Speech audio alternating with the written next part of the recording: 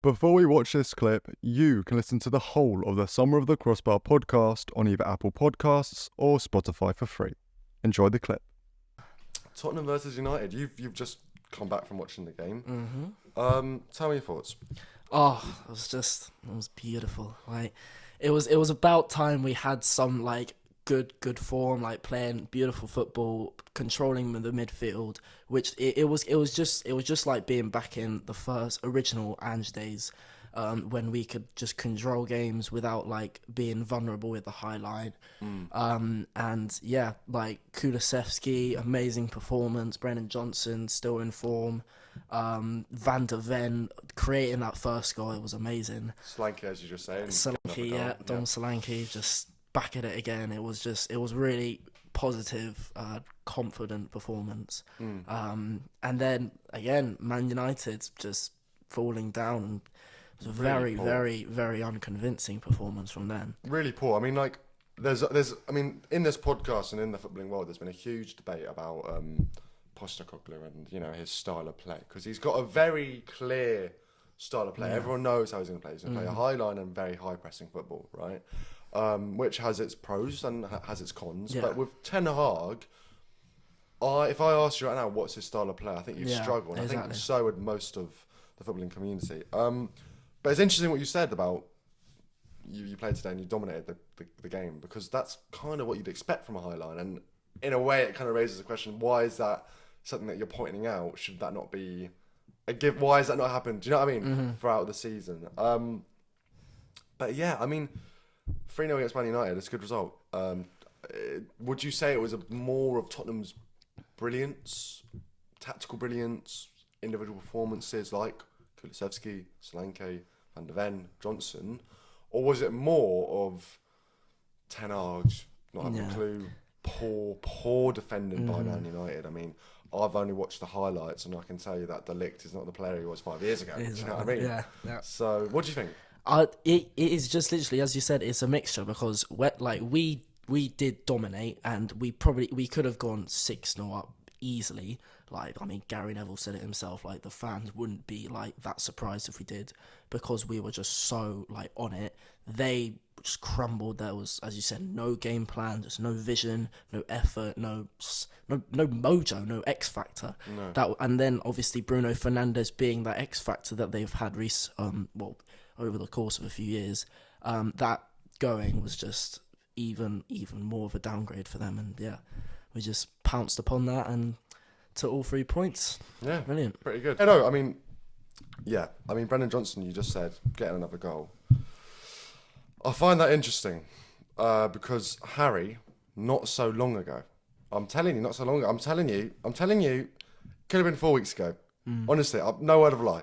Could have been 4 weeks ago. He came on the podcast and he said to me, after a very disappointing, fair enough, very disappointing Arsenal versus Tottenham result, where Arsenal, just fantastic, tactically on point, set pieces on point.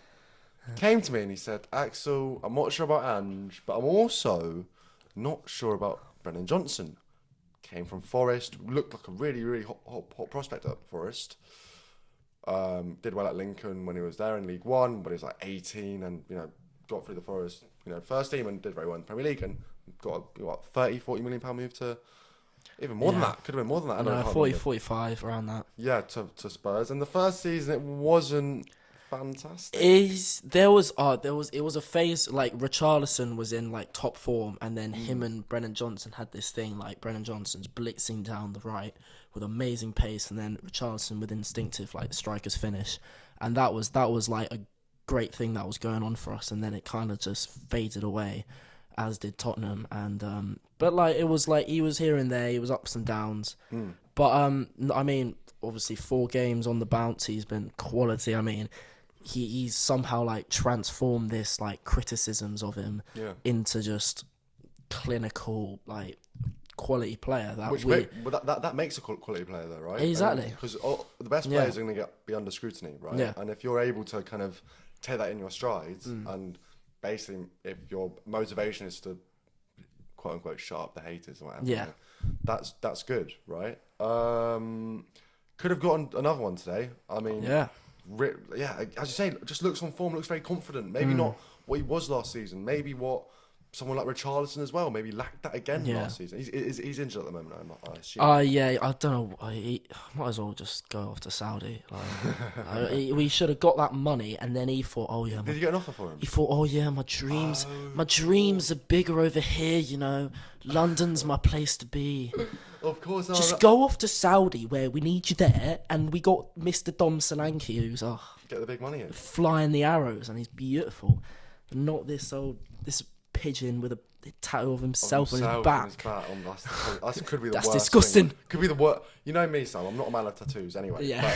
But I think like having a tattoo on your neck is one thing, right? Like Edison, example. The little smiley face. What is he doing? I'm not smiling at that, mate. Do you know what I mean? But having a tattoo of yourself and Neymar, your mate, it's like. Yeah. Right, lads, I'm going to get myself on my back. But Sam, you'll join me as well. Oh, Do you know brilliant. What I mean? I wonder if he asked for Neymar's consent before that happened. Oi, Ney. Can I get a tattoo of you on your back? Anyway, sorry, getting off track here. But Richarlison's just really, really strange one because he was very good at Everton. And Watford, we mustn't forget. Oh, yeah. But yeah, big move. £60 million move, I think, to Spurs. Hasn't worked out. Talking of Champions League, what are your, I wouldn't say predictions, but more your like hopes for the season, like under Ange, and how confident are you feeling about Ange? Because obviously the start of the season was a bit rocky, you know, drew to Leicester, lost to Newcastle, and then lost to Arsenal. I think that was your opening three, right? We had in the Premier League. Oh, we had someone in between Leicester and Arsenal. No, Newcastle. Yeah, that's what I said. Yeah. I forgot there was one. Is it Brent? No, not Brentford. Oh. Brentford was afterwards. Anyway, we got a win during there. The point is, it was kind of a rocky start. Yeah. Oh no, you're right. Yeah, you got four. It was 4 points. Yeah. And you know that's when there were kind of people questioning Ange and you know whether he was the right man for the job. I mean, personally, I think the treatment of managers in the 21st century is unbelievable. Like you can just get sacked after it's a ridiculous. season. After like getting fans hoped excited about a title charge in like November. Like, yeah, exactly. You know, like it's crazy. But what are your like hopes for the season? Are you hoping for some sort of like I mean maybe title charge is the wrong word, but kind of success, I guess. Yeah. In the Premier League, Champions League, Europa League, Carabao Cup, FA Cup. What are you hoping for? There's like the standard's been raised quite significantly this season. Like Chelsea coming back, Liverpool's still on it. Well, United not so much, but like we got teams like Fulham in the top 5, 6 or something. Like they're doing very well. I mean, but yeah, I mean, I'd like to think we can get top 4, but at the end of the day, I mean, I think Chelsea could come fourth. Yes, they are looking good. I reckon we'll get Europa League again, and which I think we'll go far in that. And who knows? As you said, maybe some silverware.